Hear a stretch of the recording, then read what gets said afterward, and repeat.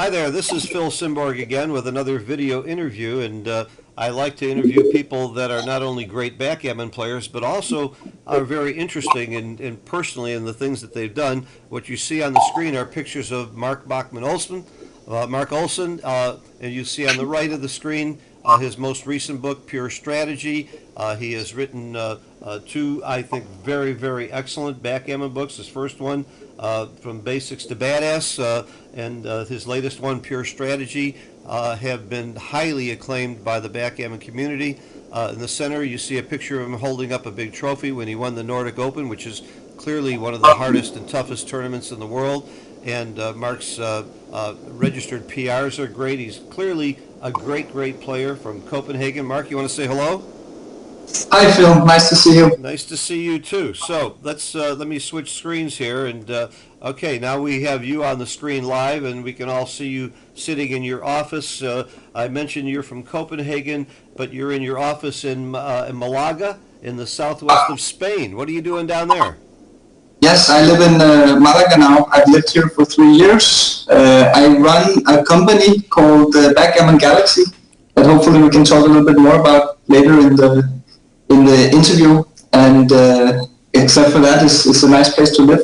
Right. I like the climate a lot, and I'm happy living here. All right, sure. I want to get into that, but first a little bit more background. So you grew up in Copenhagen, and you went to, what did you study in college? You became a professional soccer, or what you call a football player there?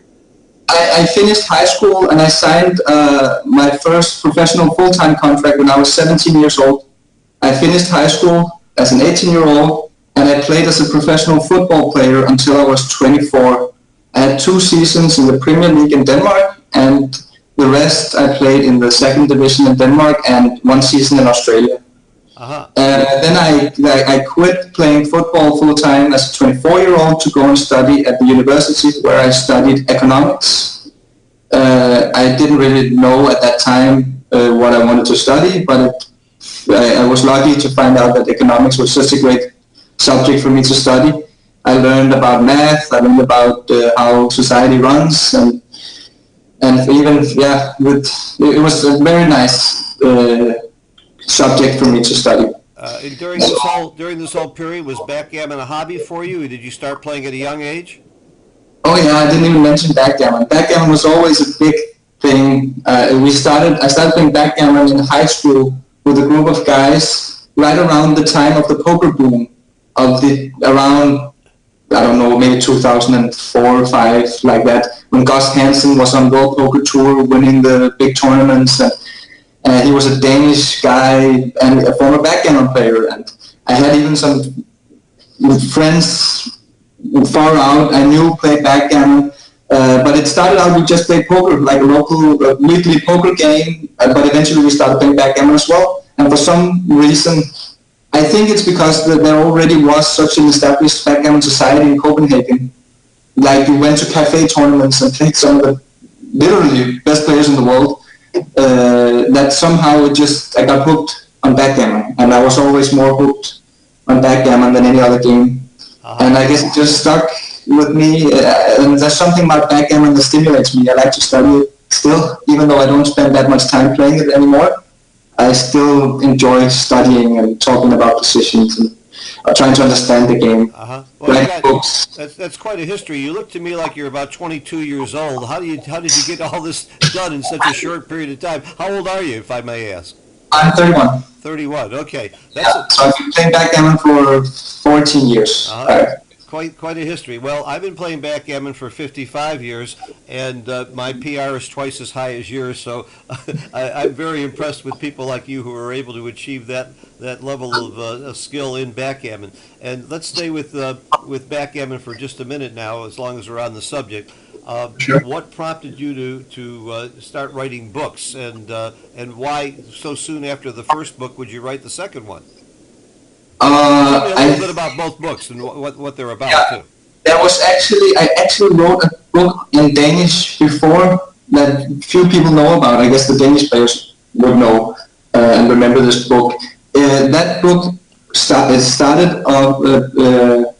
It came from the way I was studying the game. I was playing a lot online on PlayStation 5, playing for money, like literally building a bankroll, playing more or less every day. And when you play for money, you don't. It's not losing is not really an option, right? You need to improve. You need to step up.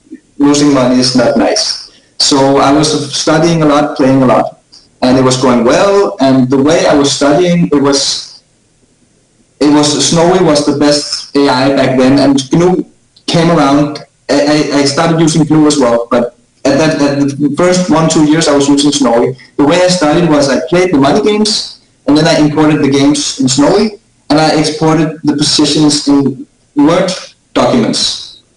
So I had a position database. I think actually a few people made position databases back then, but I quickly found out, okay, this is an effective way to learn.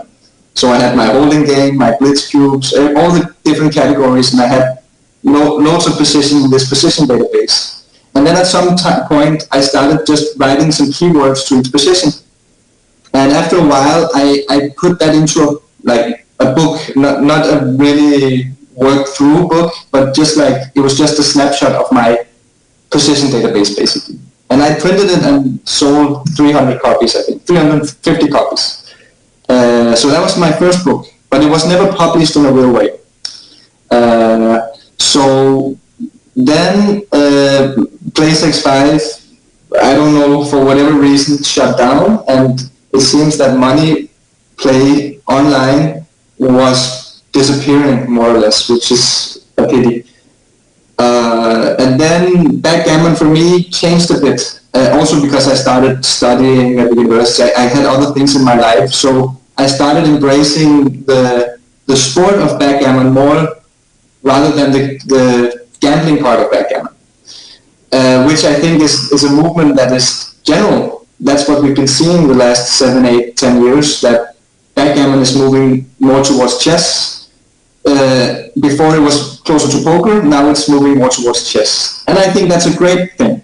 Don't get me wrong. I think backgammon has both elements, which is what makes it so great. Poker, you cannot play poker without money, and you cannot play chess for money, more or less. So, but with backgammon you can do both. It's one of the elements that makes it such an amazing game. Let me add something here, Mark. I'm seeing backgammon actually going in two branches. There is an underground or outside of the tournament community, a lot of money backgammon being played, some for very, very, very big stakes. There's some big chouettes, there's private games, there's lots of individuals still playing this game for money, including people who don't play backgammon, who are playing the traditional tavla without the cube. Lots of people are playing for money, and then you have your tournament play and your mainstream play, which is really, some of that's about the money at tournaments, but that's mostly for the joy of the game and the intellectual. So I see the two, and there is crossover, as you know, some people doing both, but there's really two branches, and they're both great for the game, I think. I agree. Both are amazing. And I think with the current technology levels and people recording their matches and stuff like that, the level of match play has also increased tremendously just from when I was starting out. Like when you go to an average tournament, like Nordic Open, I don't know what the average PR is, but it's a heck of a lot lower than it was 10 years ago, just by the average player improving. And that's largely due to the bots teaching us how to play better. Well, we also had the bots 10 years ago. We also had the bots 15 years ago. I think it's something that made it easier for people to learn from the bots. And for instance, recording matches with video cameras is an obvious thing. And then maybe also this thing about competition backgammon, as we have in chess, that all of a sudden your PR it matters. Like you have many more players who wants to play well rather than just win. Well, this brings up a good point. There's an organization called BMAB, Backgammon Masters Awarding Body, that does awarding strictly by PR, and right now Mochi and Victor Ashkenazi are fighting it out for the top spot with Michi right behind, and so on. What are your thoughts about that organization? My thoughts is, first of all, I have the impression that it hasn't really been updating matches for the last year or so. I think Janowski had some, I don't know, he was too busy or whatever. So I think the site is unfortunately not running that well right now. But when it was running well, and the idea of it, I think it's great. I think everything that puts transparency and promotes sportsmanship is a good thing. I have a little bit of a problem with measuring great players only by their PRs, because PRs aren't everything. So it's a little bit mechanical and unsexy way of measuring, and not really a good way. Maybe it's the best we have right now.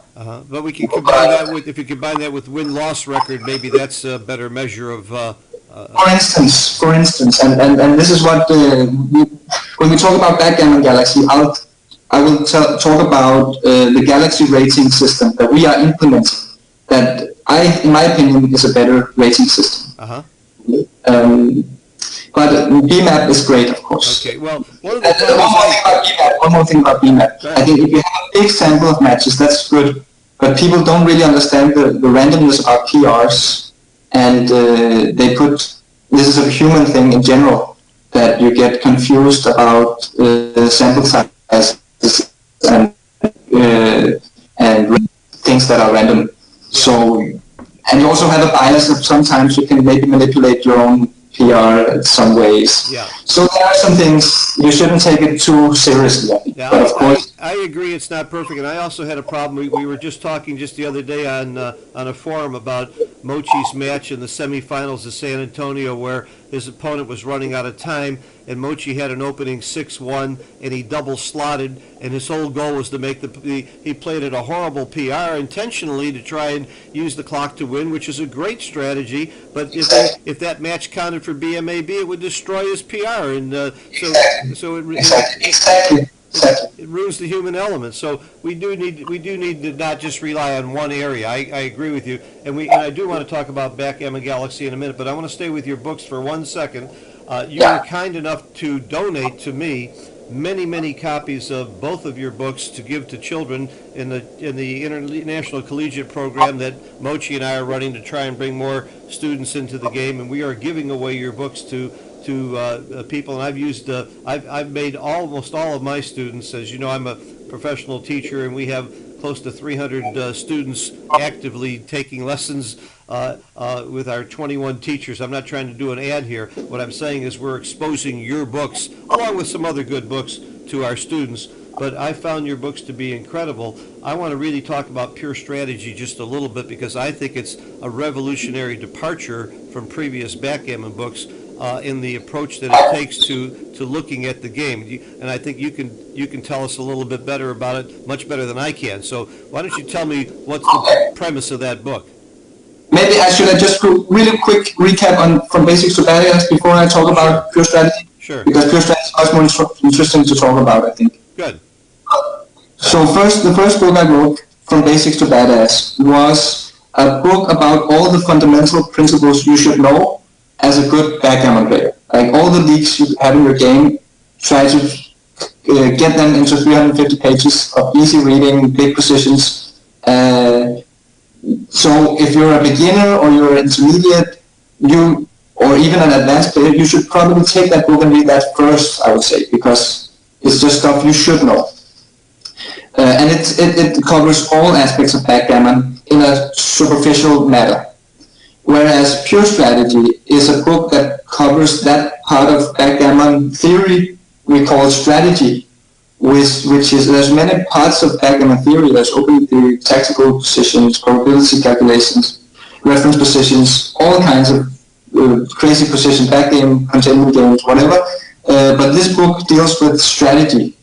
And the way we define strategy is like when the tactics doesn't really matter in the position. It's the overall general approach you need to take in this position. That's the subject of the book. And I think that's why that people like it so much. It's a pleasant read. The human mind doesn't like computational work. It's like you put your system 2 to work, and it can be painful. Like for some people, they can't even count the pips. It simply hurts too much in their brain. And reading Pure Strategy is more about principles and aesthetics. So I think even if you are a beginner, I wouldn't say that you shouldn't read it, because it's probably going to be a pleasant read, hopefully. That's my own theory, and hopefully the content is good as well. Well, let me give you the a little. research has been quite amazing, I would say. Let me give you a little outside perspective. I read the book and enjoyed it. I found I got confused in a couple of areas, and I had to reread it. And that may not be a fault of the book. It could be a fault of my own abilities and the fact that I read it over a longer period of time instead of in a straight read. But in Monte Carlo, I was having a discussion with a very fine player who said, yeah, he tried to read the book, but it's just too much. You can't possibly do this stuff over the board. It's not practical. And I said, well, that's interesting, because yesterday we announced that Marc B Olsen had the highest score ever achieved on Mochi's quiz, 44, and he's had the quiz for 7 years, and I think the highest score before that was, like, I might be wrong, but I think it was 39 or 38, and you blew everybody away. And if that's not proof that this approach is actual practical to use when you're looking at a position to analyze it, I don't know what is. I mean, you're living proof that your way of thinking does work.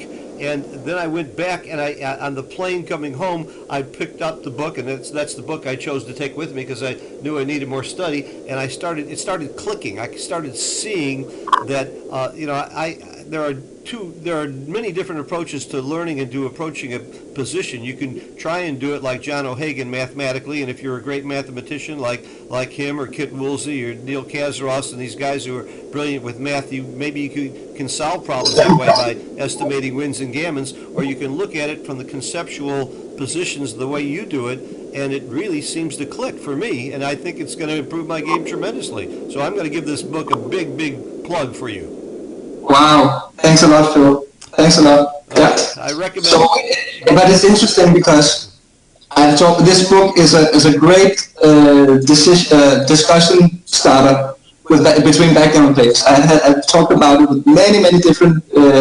Many of those are obviously my friends, because we become friends with many of these players around in the tournaments, and they, like, some of them, they just get it. It's like I just say, okay, this is exactly what I had in mind when reading the book. And some other guys, it's like, okay, I feel like you haven't really gotten what I'm trying to explain, but I understand, because it's not that easy, because it's kind of abstract, some of these things. So defining these abstract things so for sure I haven't done it 100% as well as it could have been if I had 3 years to write the book. It's not an easy task, but it's funny how people perceive these things. And for this guy, I don't know who it was, who said it wasn't practical. I kind of agree with him, because it's not necessarily meant to be practical. It's more like when you say you read it on the plane and you start thinking about the game, and things just starts clicking. It's like it's made. The idea was to make you understand the game, not solve one position. Uh-huh. So I think solving one position takes, of course, for instance, the Mochi quiz you were talking about. I think relative to playing, I'm probably better at doing quizzes than other great players who are probably better at playing than I am, because they play more and so on. But in order to do well in quizzes, first you have to understand backgammon positions. And that's pure strategy. That's the content of the book. You have to know what position you are in. You have to learn what the key features in your position mean. Secondly, you have to have a tactical brain working as well. You need to count pips, you need to count numbers, and so on. And both things are super important in backgammon. And I would say the latter part, the tactical elements, are more practical in use. So I kind of understand his critique, but I would argue against him, saying it's not really supposed to be that practical. Uh-huh. It's supposed to make you understand backgammon. Well, so that's the goal of the book. There is an element of this book that fascinates me, that I'm confused about. One of the things you've told me is that one of the ways you came up with pure strategy is by studying how AIs work, how the bots work. How does that tie in? I don't understand how that helped you write this book. Yeah, okay, so this is interesting, I think, because what's happening is in my daily work, I work with the software and statistics and so on, and as an economist, you work with mathematical models. And a neural net that the backgammon AIs are based upon is basically just a statistical model. So it's math, basically. So it's so at one hand you have hardcore computational math, but what happens inside this neural net is quite astonishing. Actually, a neural net is under the umbrella called AI, artificial intelligence, and the way I've been working with this, and I'm also working on backgammon AI at the moment for the Backgammon Galaxy project, and the way by actually getting your hands on a neural net, backgammon neural net, which is just pure math, you start to understand how these machines actually think, if you can say that in inverted commas. You start seeing human-like concepts come out of the math, which is amazing, basically. So the starting premises of the book was, how do I? It's a little bit similar to what Roberti did in modern backgammon 20 years ago, where he said, I set out to explain the strategy of the computers. He did it by looking at the outputs of the computers. Like we could just put it into XG, okay, it slots with 2-1 in the opening game, and we try to explain why. In this book, I looked into the actual equations of the neural net, and that was the premises of trying to understand how it thinks, and just to imitate it, which is so similar how the neural net in a backgammon program works, and how the human brain in a backgammon player works. There's lots of similarities, and some of this conceptual understanding of the game I got inspired from how the neural net thought about it. And so basically I just spent a lot of time thinking about how to explain, and thinking about why the strategy was like this, and came up with sort of a framework to put the ideas into boxes for us to understand. And that's what came out of that's the content of backgammon, the pure strategy. I used to have the stance that the bots didn't think at all, that what their output was simply a matter of statistical computation. It slots with the 2-1 because after thousands of games it won more that way than if it didn't, and it didn't know why it slotted. It just did it because it won more.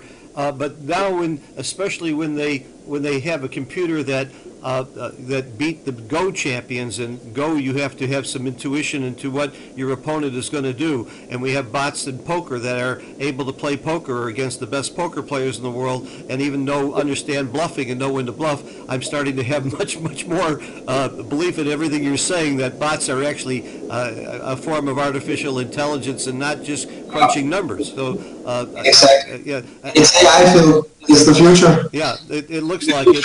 I'm going to put in a plug for my brother. My brother is a very famous doctor and author, and he's just written a book called The Future of Homo Sapiens, or What Comes Next. And it covers this area. He's done quite a bit of study there, and I've been privy to this. There are things that are going to be happening very soon with bots and with artificial intelligence that's going to have monstrous effects on our lives. Some of them not all good necessarily, but for backgammon, it certainly is changing the game. And you're one of the few people that is combining all this, combining the bots into the strategy, into thinking, and writing books on it, and it's clearly improving your game as well. I want to say one other thing about what you said earlier about playing over the board in positions. When you're playing in a match, that's nothing more than a whole bunch of positions. If you can solve positions in a quiz and practice more, every single position you see on the board is a quiz, and you just have to solve each position one by one to become a great player. So I don't see a disconnect between the two. Can I comment on it? Sure. Because I have theories on this. Like, I think, I obviously could be wrong, but my understanding about the game is as good as any. But I think you have some players who are really good at performing, and some players who are really good at theorizing. And it's two different things. So in order to be good at performing, you need to play a lot, you need experience. For instance, when I look at my matches, I just went to the World Championship in Monte Carlo. I played one streamed match against Eric McAlpine, and I think I played a 4.4 or something, which is a quite bad PR for me, but probably it's not that. I mean, I probably played like 3.9, so it's not completely not unusual. It could have been a 3.3, it could have been a 4.5. Nothing unusual there. But then I look through my match, and I see that some of the errors that I make is simply just my brain not working 100%. That these, if I had this position in the Mochi quiz, I would solve it like close to 100% of the time. So even though I was giving all my effort, I was in the zone, playing as good as I could at that time, my brain wasn't working 100%. It was probably working much better than any other person you could have sat in that chair, but it wasn't working as good as some of the really top players' brain were. And I either it's because of talent or it's because of lacking experience. And I hope that it's more the latter than the first, since I only play 3 big tournaments a year. And in between, I don't play that much anymore. So, that's my theory on that. I don't disagree with you at all. But again, if you took each individual position and solved it separately, like you're saying, going through it, you could have been close to a 0 PR maybe. But while you're playing a match, we get caught up in it, we get distracted. And one of the problems that we all have in a match is that we get into a flow and we get lazy, and you can only take so much time on each position or you'll go brain dead. So I agree, it's a different skill. Okay, and it's not even just because you get lazy, it's just like your brain is just fucking with you. You're doing 100%, but your brain just isn't working 100% all the time. You've mentioned Backgammon Galaxy a few times. Why don't you tell us what that is?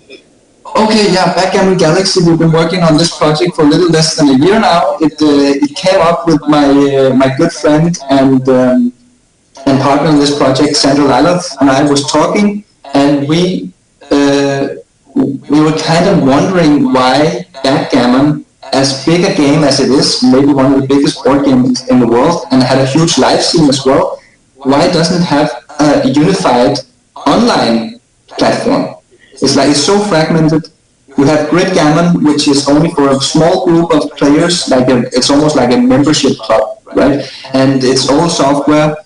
You have many applications on your iPhone. Some of them are quite good, but it's so fragmented and so random, and almost all new players around the world who never heard about live backgammon tournaments, they download the wrong applications on their iPhones. They all play on shit backgammon applications.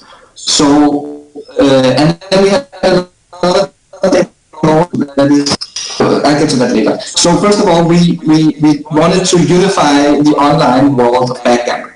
And how do we do that?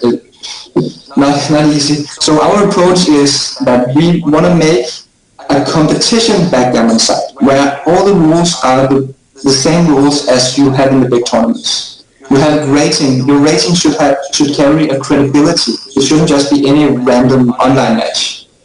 You want to have the best features on the site, so you provide a good service for the users. Basically, just make the best possible site for the online world of backgammon, which of course is a million times larger than the live world. And there's no connection between the two, because you have millions of people playing backgammon around the world. Most of them play on shitty iPhone apps. So that was the premises. We saw there was a gap in the market. There's nobody providing this service, and even just for ourselves, even if this should be a failed economical project, at least we would have a great place to play backgammon online. So that was the premises when starting out. And then we started thinking about how the site should be, what kind of aesthetics, what kind of game flow we want. We came up with what I think is a great way of ranking players. We call it the Galaxy rating, where we incorporate the PR. So rather than having a PR list, which, as we just talked briefly about before with the B-map, is unsexy, it's not a true representation of how you play your opponent. And the example you gave with Mochi was perfect. Like he made a brilliant play slotting, double slotting with 6-1 opening, and he would just get smashed. He literally wouldn't do it if he was number one in our universe, and we only had average PR. So he wouldn't play the best play just to protect his PR. Right. And he wouldn't play when he's sleepy. He wouldn't play. He would only play when he's super sharp and wants to play for his PR. So this is a little bit silly because you might have a player, let's say Falafel, or I'm just picking random names here, who might be playing many matches when he's actually in the bed sleeping. But every time he plays another grandmaster, he steps up his games and he kicks their ass. So in a PR list, he would get punished and he would fall down. But in our rating system, if he beats the other grandmasters, then he would steal a lot of rating from them and be higher ranked. So the way we want to do it is, first of all, there's a problem with the normal ELO rating in backgammon because of the randomness, not in the randomness of skill, because the level of skill in backgammon is as great as in chess and Go, but the level of randomness in the outcome is like there's almost none in chess and there's a lot in backgammon. Luck is the driving force behind who wins or loses. So that's a problem with the normal ELO rating system, that you have a dispersion in the rating system that goes from maybe 1300 to 1900. You can't really get higher than that, and you can't really get lower than that because you just lose sometimes by randomness. Whereas in chess you have a huge dispersion. You have Magnus Carlsen, is he 2900 or something, and you have in the same rating system, ELO rating, and you have the worst in like 600 rating points or something like that. A huge dispersion, and when a 2200 player plays against a 1900 player, he wins almost all the time. So we don't want to use average PR as our measure. We don't want to use pure ELO as our rating. So what do? So we came up with the idea of combining the two, saying from a rating point of view, we introduce a draw. If you beat me, but I play a lower PR, you're not stealing any of my rating points. In order to steal my rating points and exchange rating points, you have to both win the game and play a lower PR. So that takes out a lot of the effects that you get from just getting pure PR, and you would get rewarded from making the 6-1 play of Mochi, because you would outplay your opponent and that would increase your winning chance, and thereby more often winning the game, and thereby more often winning rating from him. So if you could provoke a resign error because he runs out of time, that's huge. You're basically going to win the PR 100% of the time. So in our system, that play would be hugely rewarded, whereas in the BMAP system, it's going to be hugely punished. So we think that our way is a much better way. In order to do what you're doing, that means that every match has to be analyzed by the site. Is that going to happen simultaneously or automatically? Correct, because in order to make this vision become true, you need to have a universe where all matches are analyzed. So that's the next premise, and by the way, a very cool feature of the site, that we analyze all matches on the fly with an AI, and right when the match finish, you get your PR is just right there. And you can immediately go in and review your match, through the analysis of your mistakes, or you can export the match in a text format and you can run it on your own backgammon software if you want to do that. You already have software that instantly analyzes the game while it's being played? Correct, yes. Well, this is a big development, and by the way, in the last week, I have looked at 3 different programs that are taking live matches and automatically analyzing them. The ones that are done on the computer, we've had for a long time. You can import them into XG or GNU or Snowy and analyze them. But we're also seeing live matches, and this is going to happen very quickly. So everybody in the world playing everywhere, whether live or online, if we can convert to your rating system everywhere, we could have a universal rating system, which I think would be wonderful for the game as well. That would be amazing. That's kind of a vision, but we start out by trying to get to have an online worldwide rating system. If it can transcend into the live world as well, obviously that would be amazing. Okay, but 99% of the people that go to play on a backgammon site aren't playing there just because they want to get a rating. They want to have fun playing other people and fun playing the game. Is your site going to be attractive and fun? Can you give us a sample of what it looks like? I would love to show you a sample. 1 second. I want to just respond to that first. So obviously, the goal of the site was to unite the online world of backgammon. Our approach is to make the best possible site for the elite players. The same approach that PokerStars or Full Tilt Poker did in poker. We want to have the site that attracts the play of the grandmasters and the international masters and the best players. And that will be the branding point for the masses. So that's our strategy. So that's why the site is custom made for ourselves, for me and Sander and Tue Rasmussen, the third investor and producer of the site. So we basically just made a site that's perfect for ourselves, and hopefully the rest of the live community will agree that they say, oh wow, this is just as we want the backgammon site. And that's going to be our branding point for the masses, because obviously it's not going to be economically viable if we don't get the masses to play, because it's too narrow a market. So, and what you also briefly talked about with getting live analysis on the fly automatically, all that requires is you create API interfaces to talk between data feeds. So a data feed could be a stream of backgammon moves that goes into your system database that uses a backgammon neural net to analyze each move. So this we have built already, and we have several AIs. We're trying to figure out which one to choose as the main one, or we might have many AIs on the site where the user can decide if he wants to use this or that AI to analyze his matches. We don't know yet, it depends. And what else is probably going to happen is at some, like you and I both are in this collaboration, maybe we call it that. There's a company called Deeper System that just invented a technology to read the board game through a video file. It basically records your match, and it basically just transcribes the match automatically. And one of the Backgammon Galaxy might become an outlet for that, I would say, to stream live matches or real life matches through Backgammon Galaxy. It might be a good platform for many new backgammon players who are already users of our site, who just plays for fun, as you just mentioned, that most people just want to come and play for fun, but they have no idea that there's the World Championship going on, and two of the best grandmasters are playing. So if they see a live match, if our site can be the platform for that, that would be cool. But for now, it's not like our core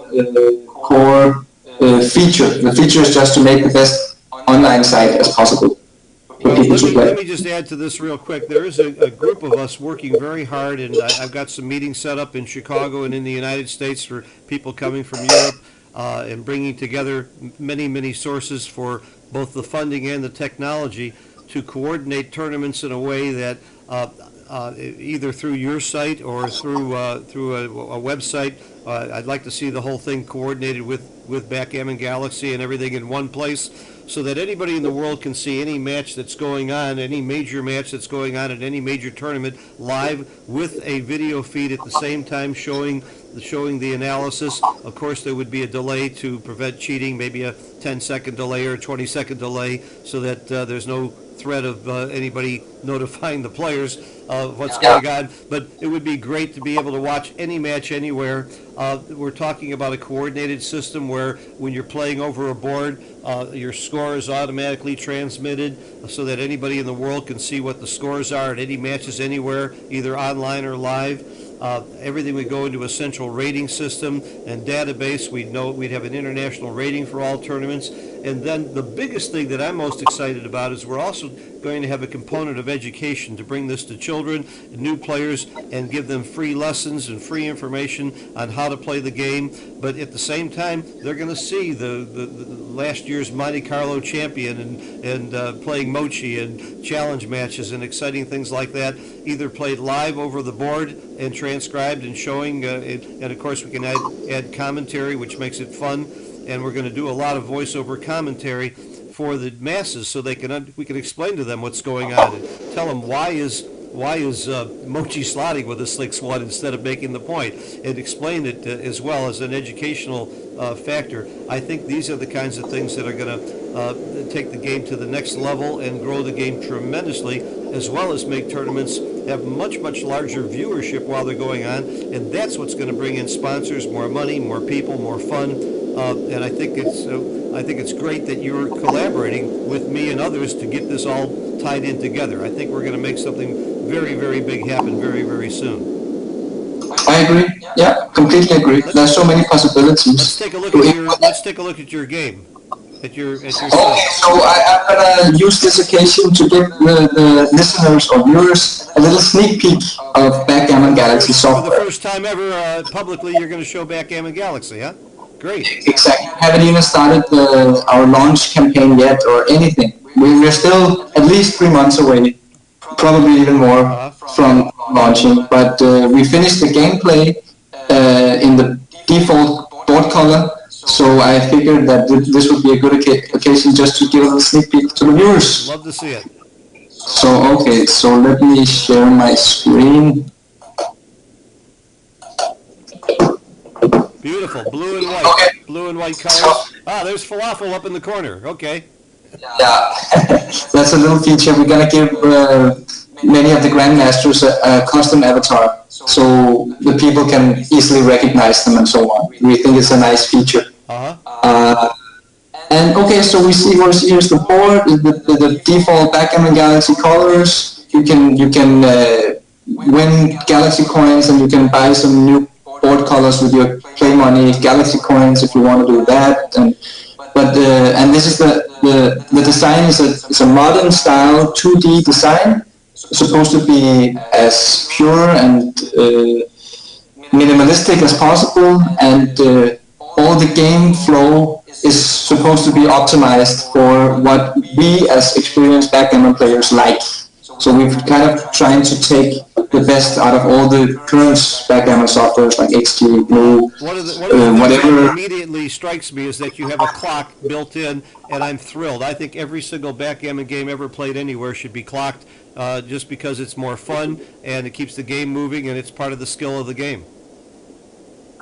That's a discussion in itself. I'm pro clock just as you. It's a necessity. I think it's wasting other people's time if you don't play with clock. Right. And it even brings a better element to the game. So and online it is a just you have to lose on time if you just simply walk away from the game. I wonder if you are ever going to disagree on anything. It sounds like we agree on every single subject. We could probably find some disagreement somewhere if we continue, but all good so far. Yeah, that silly game you play is not called football, it's called soccer. Yeah, that we would disagree on, exactly. We found. So, yeah, we have the clock, we have the normal clock settings, we have, we actually have 3 different clock settings. We have normal clock settings, competition clock settings, and speed clock settings. So speed clock settings is like you play speed. The same you have, is it, how much is it? I don't remember. You play 16 seconds per game length or something like that, and only because it's online and you don't have a delay with dice movement, we decrease the time per move with 2 seconds. Oh, that's great. To indicate real life backgammon clock rules. We simply found out it's like cheating if you have those extra 2 seconds. In this application it says 12 seconds per move, but actually you only have 10. And the competition setting, that's after some mosquito flying around my face. Great. The competition setting is the normal match setting we have, where you have in a live match 12 seconds per move and 2 minutes per game. We decrease that to 10 seconds. The normal settings, because online play is often a little bit faster, we decrease it by 2 seconds per move, so you have 8 seconds and 1 minute in time bank per game rather than 2. And then we have the speed settings. So we have 3 different clock settings. Yeah, and then I can start. I can try to move some pieces around. We see the boards, the pieces move, and I can try to make a hit here. I should probably try to make not too silly moves. So, and then we can drag the checkers as well. We didn't implement all the features yet, and even some of the design is not completely done yet. We can double. I'm getting doubled. I can take pass. Just everything that our backgammon software, of course, should include.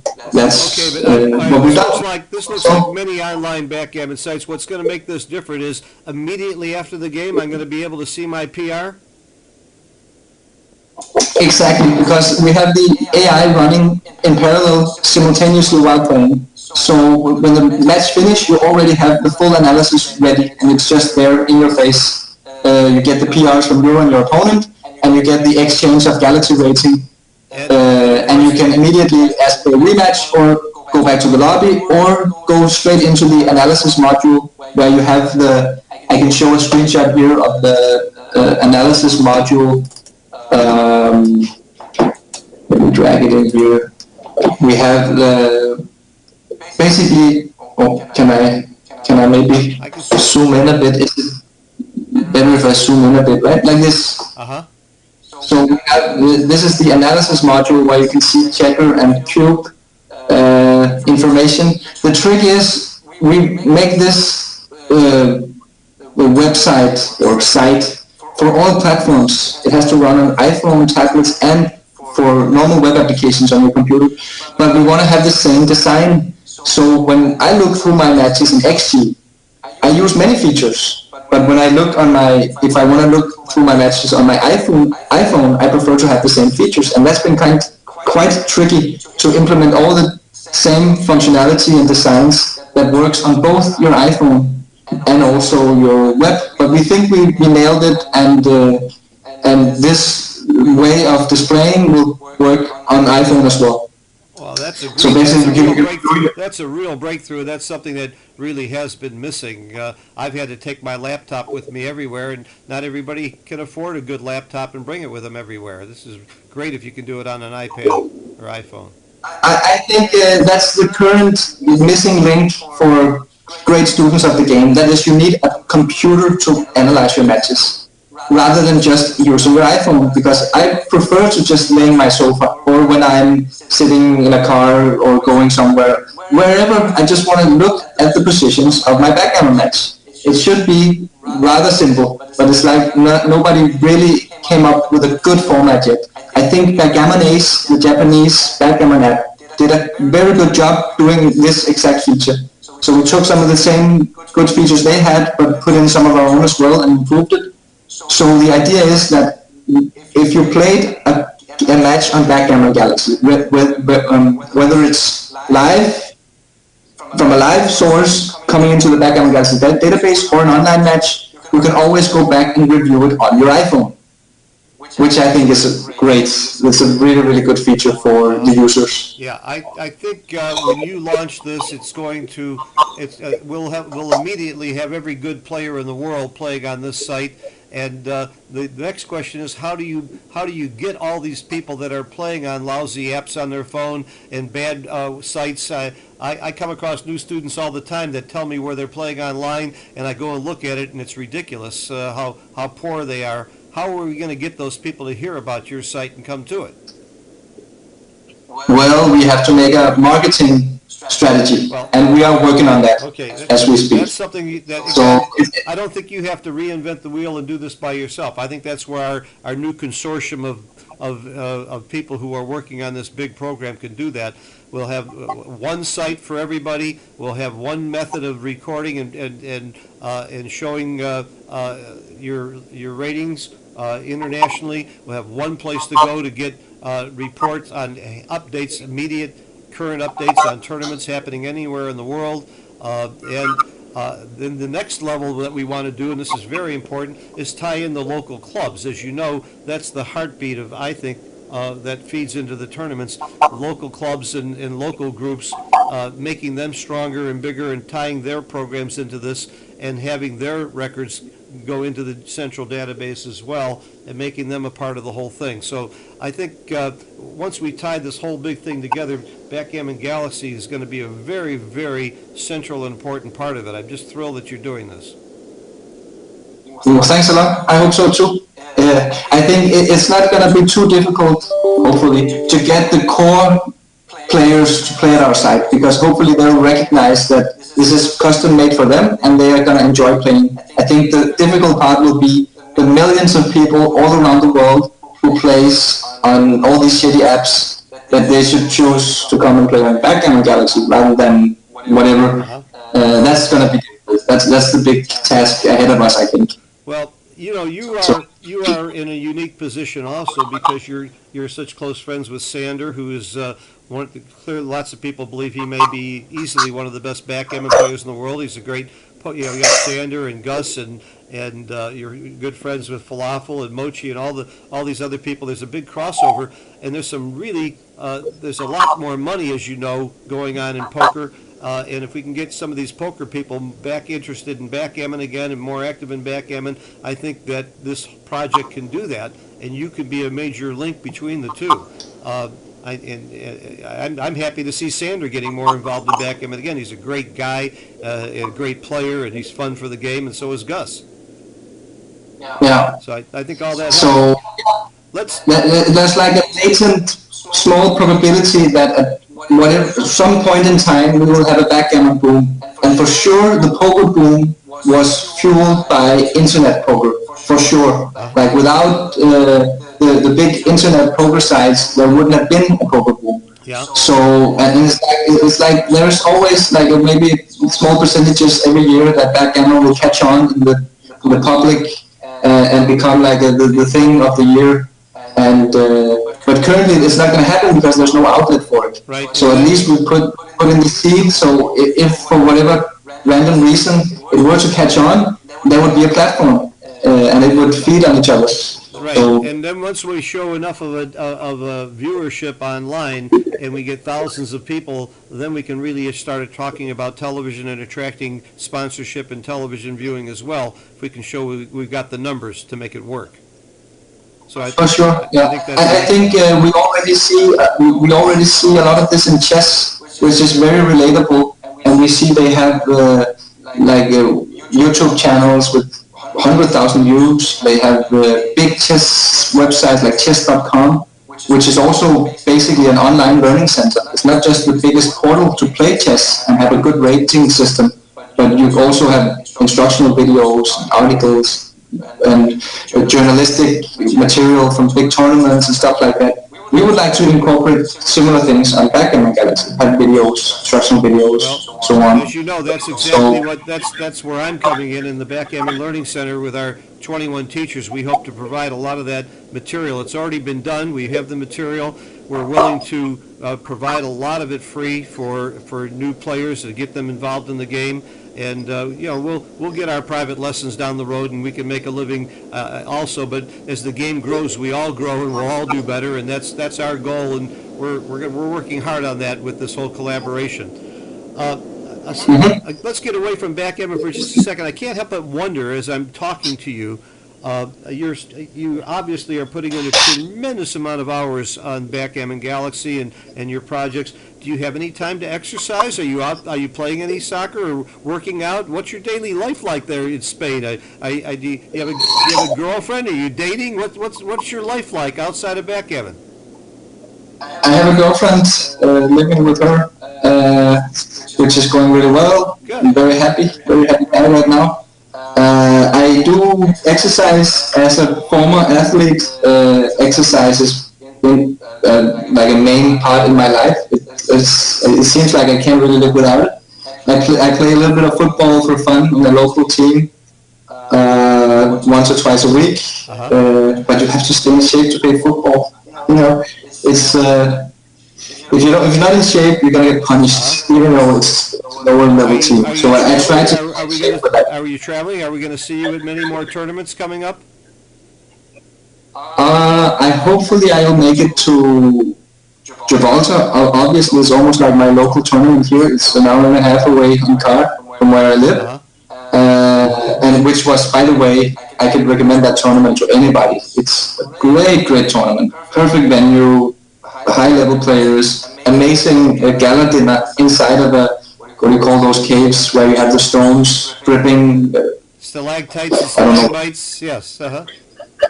I don't know what you call it in English, but Uh-huh. amazing tournament. Uh-huh. I could recommend that for anybody. I hopefully I'll make it to Nordic Open as well.